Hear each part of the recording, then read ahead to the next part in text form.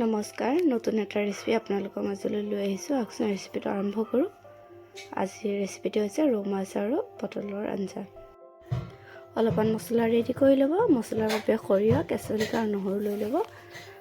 আমি অলপমান মাছ লৈ লৈছোঁ। মাছখিনি ভালদৰে ধুই ল'ব। মাছখিনিত আপোনালোকে নিমখ হালধি সানি ল'ব ভালদৰে। আমি নিমখ হালধি সানি মাছখিনি ভালদৰে ভাজি ল'ম। তাৰ বাবে আমি মাছখিনি নিমখ হালধি ভালদৰে সানি লৈছোঁ। কেৰাহী এটা গৰম কৰি লৈছোঁ। কেৰাহীটোত অলপমান আমি মিঠাতেল দি দিম।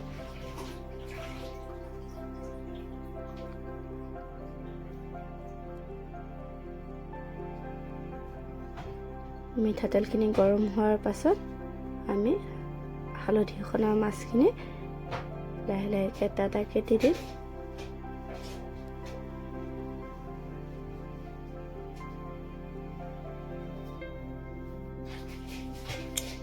মাছখিনি আমি ভালদৰে ৰঙাকৈ ভাজি ল'ম।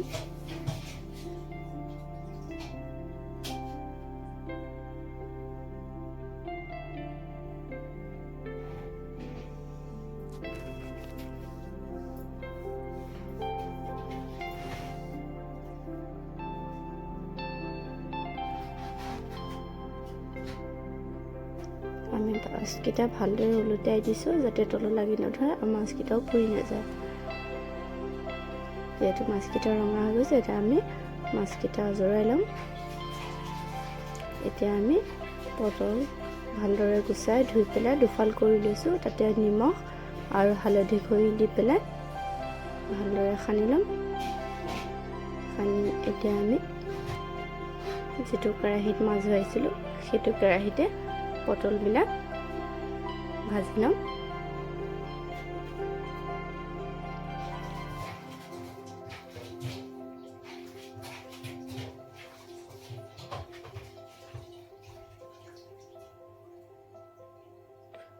আপোনালোকে লৰাই থাকিব যাতে পুৰি নাযায়।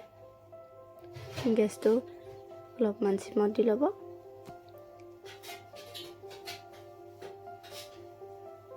ভালদৰে লৰাই থাকিব তলত লাগি নধৰে যাতে।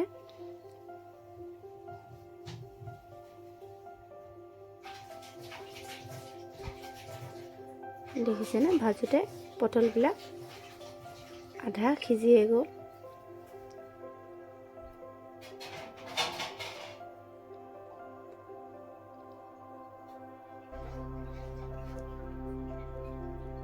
এতিয়া আমি পটলকেইটা প্লেট এটা অজৰাই ল'ম। বেছি কাঢ়াকৈ নাভাজিব পটলকেইটা। এতিয়া আমি সেই কেৰাহীটোতে আৰু অলপমান তেল দি ল'ম। তেলখিনি ভালকৈ গৰম হ'ব দিব। তাতে অলপমান পাঁচফোৰণ দি দিম। এতিয়া আমি পিচি থোৱা মছলাখিনি সৰু সৰুকৈ বিলাহী এটা কাটি দিলোঁ। দি পেলাই মছলাখিনি কেৰাহীটোত ঢালি দিছোঁ। তাতে অলপমান ধনিয়া গুড়ি, অলপমান জিৰা গুড়ি, আধা চামুচমান হালধি গুড়ি, এচামুচ নিমখ আৰু আধা চামুচমান জলকীয়া গুড়ি দি দিব।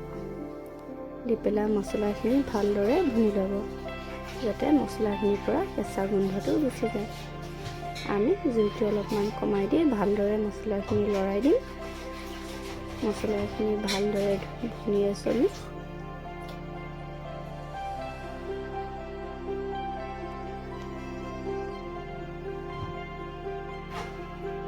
যিহেতু মছলাখিনি ভালদৰে ভুনা হৈ গ'ল, এতিয়া আমি আধা ভাজি থোৱা পটলখিনি তাতে দি দিম। দি পেলাই ভালদৰে লৰাই দিম।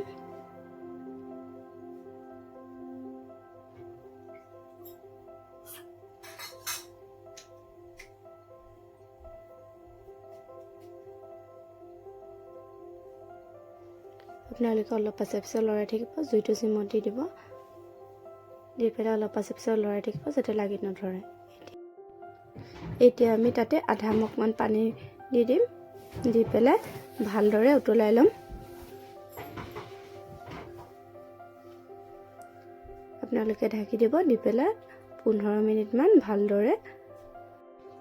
ভালকৈ আঞ্জাটো উতলাই ল'ব। দেখিছেনে বৰ ধুনীয়াকৈ উতল উঠি গ'ল। যিহেতু এতিয়া আমি ভাজি থোৱা মাছখিনি তাতে দি দিম।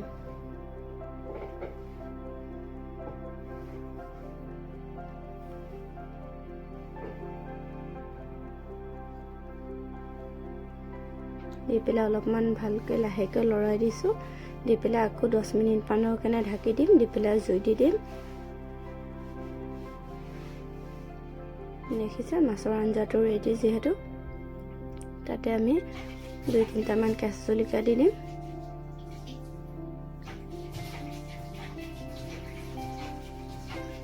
দি পেলাই আৰু 1-2 মিনিটমান এনেকৈ নাঢাকি পেলাই আমি উতলাই লৈছোঁ। কাটি থোৱা ধনিয়া পাতখিনি তাতে দি দিছোঁ।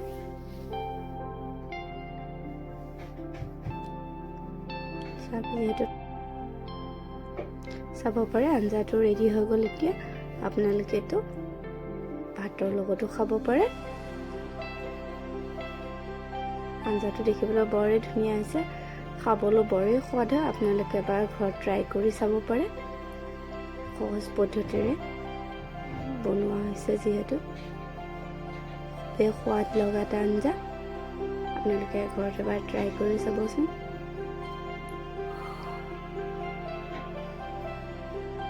ভিডিঅ'টো ভাল লাগিলে like, comment, share and subscribe কৰিব নাপাহৰিব। আজিলৈ ইমানলৈ, ধন্যবাদ।